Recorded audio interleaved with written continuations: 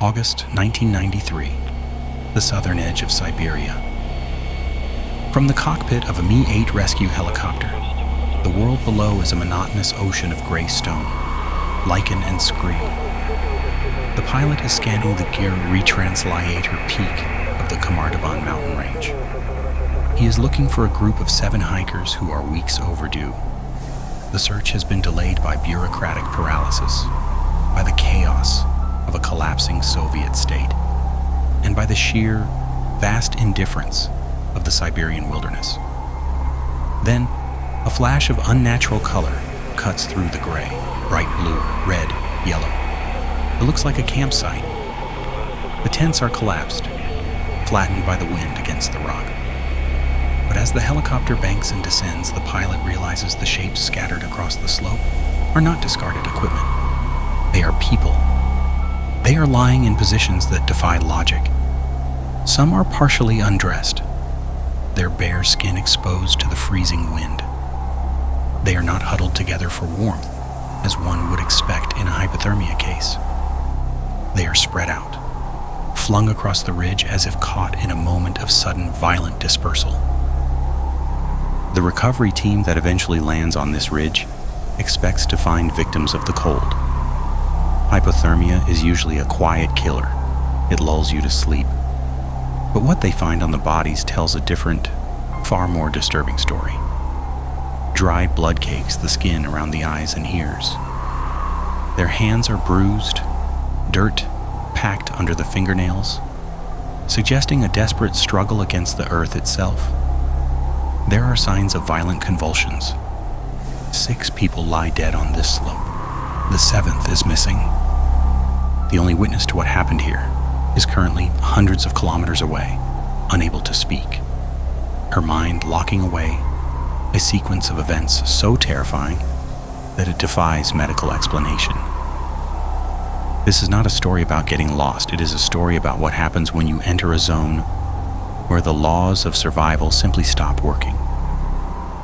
The tragedy did not begin on the peak. It began in the ruins of the world they were trying to escape.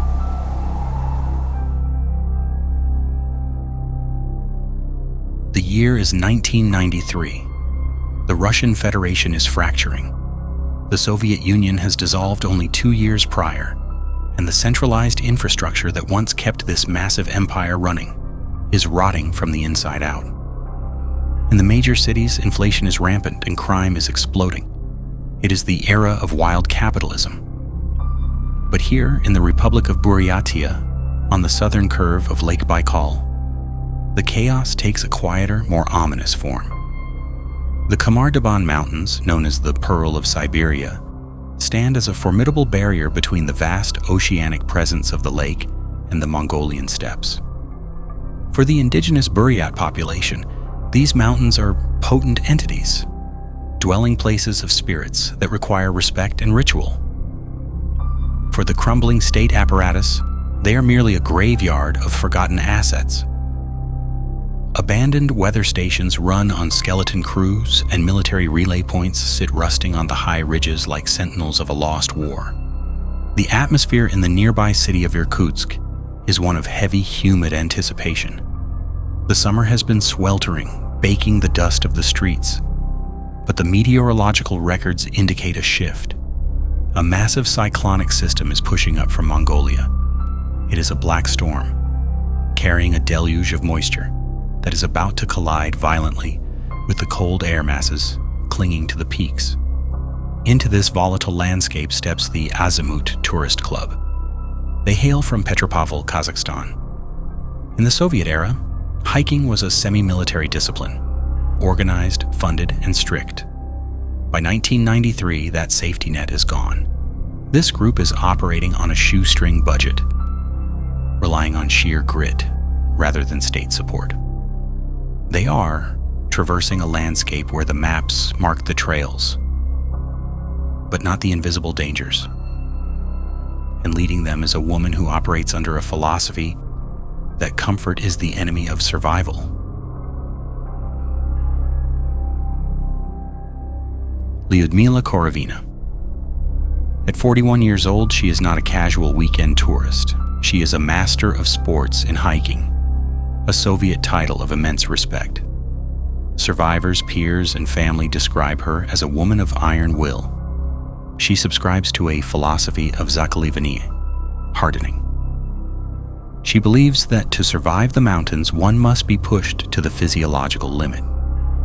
She is leading a group of 6 students from the Petropavl Pedagogical Institute. They are young, fit, and fiercely loyal to her. There is 23-year-old Alexander Krysin, Korovina's protege, whom she treats almost like a son. There is 24-year-old Tatyana Filipenko, the lively soul of the group. The others, Timur, Victoria, Denis, are teenagers, ranging from 15 to 19 years old. And then there is 17-year-old Valentina Utochenko, quiet, observant, positioned at the back of the line. They arrive in the village of Marino on August 2nd. The weather is deceptively benign, sunny, warm, and clear. They are participating in the Buryatia, a regional hiking event. They are not supposed to be alone. Korovina's own daughter is leading a separate group on a parallel route, with a planned rendezvous scheduled for a few days later. For the first 2 days, the group moves with military efficiency along the Langutai River. Korovina pushes the pace. They ascend rapidly through the taiga, passing the dense forests of cedar and larch. By the afternoon of August 4th, they breach the tree line and enter the Goltsi, the bald peaks. This is a lunar landscape of rock and moss, completely exposed to the full force of the elements. They reach the vicinity of Retransliator Peak, elevation 2,300 meters. But as they climb, the sky turns a bruising purple-black. The Mongolian cyclone has arrived. Rain turns to sleet, then to wet, heavy snow. Here, Korovina makes a decision that baffles experts to this day. They are exhausted. They are soaked. The tree line and safety is only 4 kilometers away. A descent of perhaps 40 minutes would bring them into the shelter of the forest, where they could build a fire. Instead, Korovina orders the group to make camp on the exposed slope, right in the teeth of the gale. Was she trying to toughen the group in a controlled ordeal? Or was she already feeling the effects of something else? They spend the night huddled in damp sleeping bags, shivering as the temperature drops below freezing. But they survive the night. Morning breaks on August 5th. They cook breakfast. They pack their gear. They are cold, tired, but functional. At approximately 11 a.m., they shoulder their packs and begin to walk down the ridge. They have no idea that they have less than 20 minutes left to live.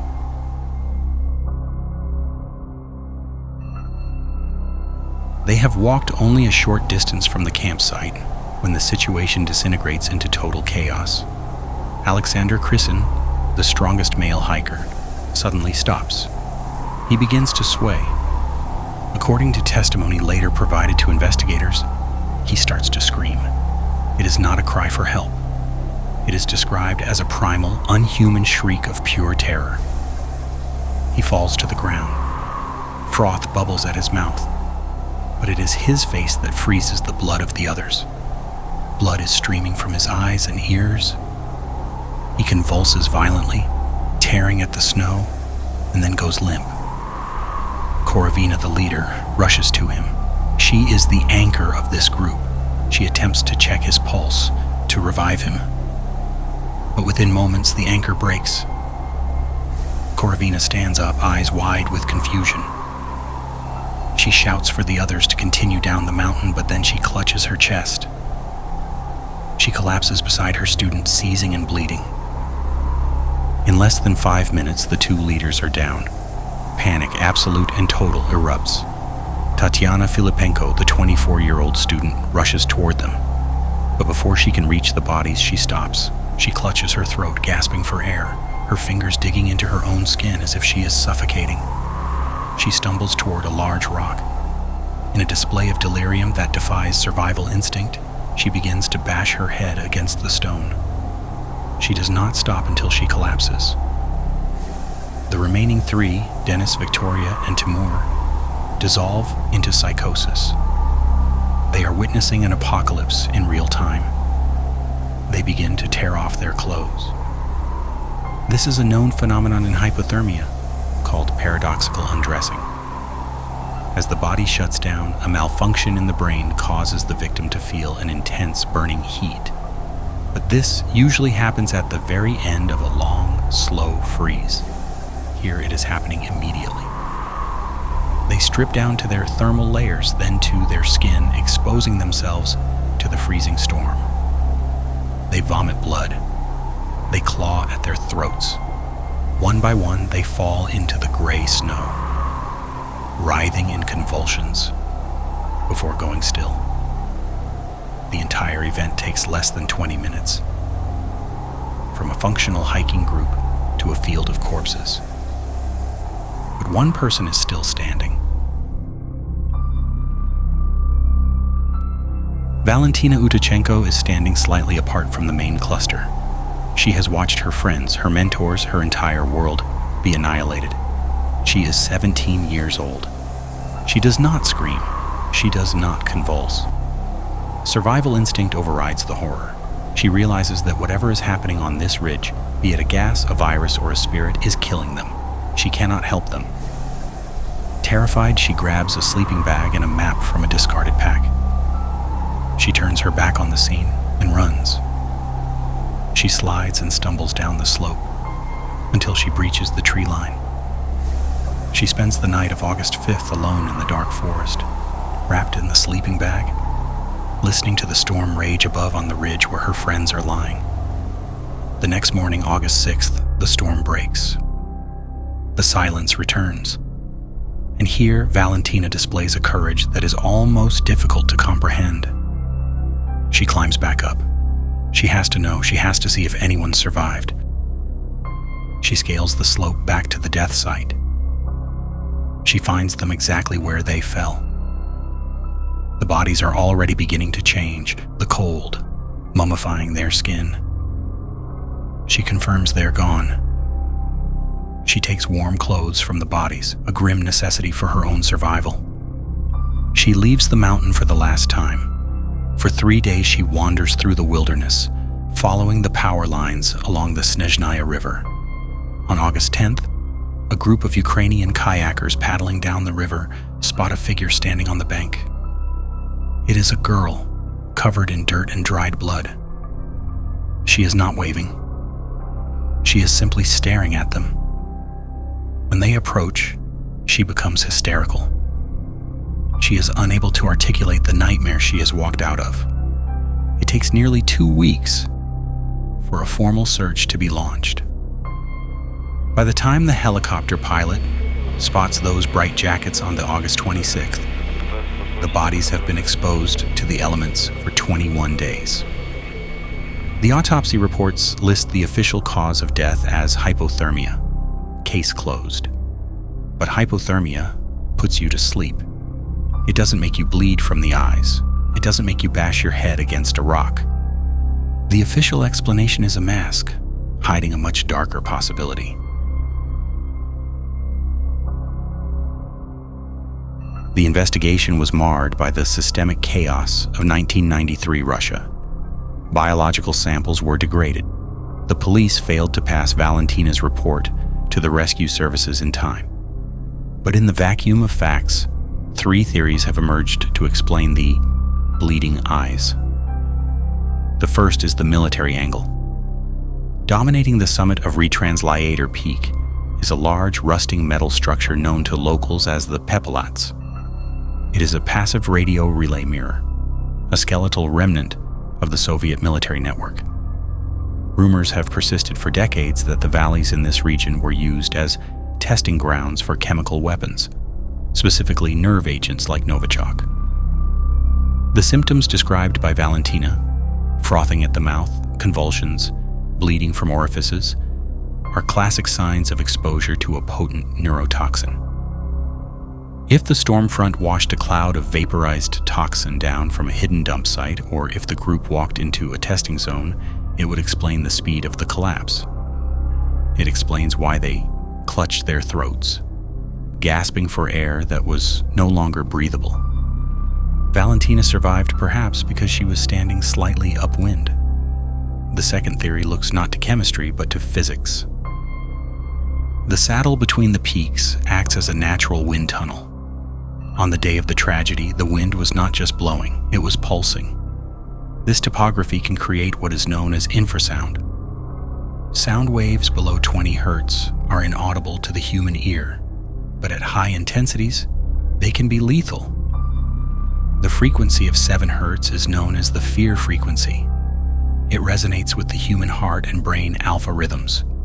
It can induce intense, irrational panic, cardiovascular instability, and optical hallucinations, literally vibrating the eyeballs to distort vision. The theory suggests the wind created a sonic weapon. The hikers were gripped by a sudden, madness-inducing terror. Korovina had a heart attack. The others, believing they were dying, fell into psychosis. The bleeding eyes were a result of the pressure, or perhaps later predation by birds, that the traumatized Valentina misinterpreted as bleeding. The third theory is the most natural and perhaps the most tragic. Korovina was a forager. The region is home to the golden rhododendron, which releases intoxicating scents and deadly mushrooms like the amanita. If the group, starving from their training regime, ingested toxins, it could cause psychosis. However, biological poisons rarely strike 6 people at the exact same second. The legal verdict remains accidental death. The file is sealed. But the families never accepted the hypothermia conclusion.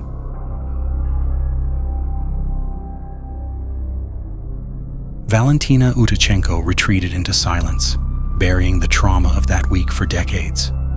Today, Reconstructing Peak remains a destination for the curious. The rusting Pepelats Tower still sings in the wind, standing guard over a tragedy that, unlike Dyatlov Pass, remains largely forgotten. But the most haunting memorial is not on the mountain. It lies thousands of kilometers away, in the Novopavlovskoye Cemetery. There, the graves are arranged with a heartbreaking precision. First lies the headstone of Lyudmila Korovina. Behind her, in a single row, are the boys and girls. They are buried exactly as they hiked. The leader in front, the students following. Even in the earth, they are still on the trail. We may never know if it was the wind, the gas, or the cold that killed them. But those stones tell the only truth that matters. They walked into the storm together, and they stay together. The case is closed. The noise has faded. But in that silent row, they are walking still.